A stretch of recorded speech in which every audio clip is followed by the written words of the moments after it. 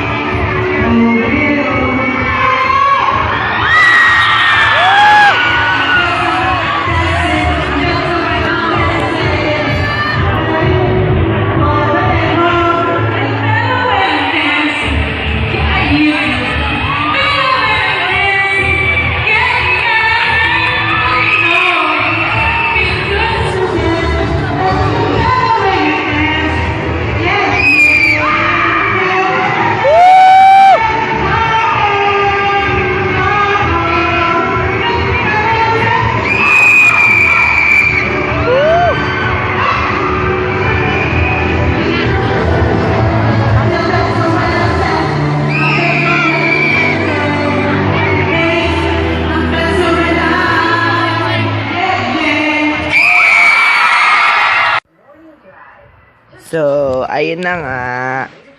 Nag-voice over lang ako dahil natamad na ako tsaka inaantok. Sige, see you on my next vlog.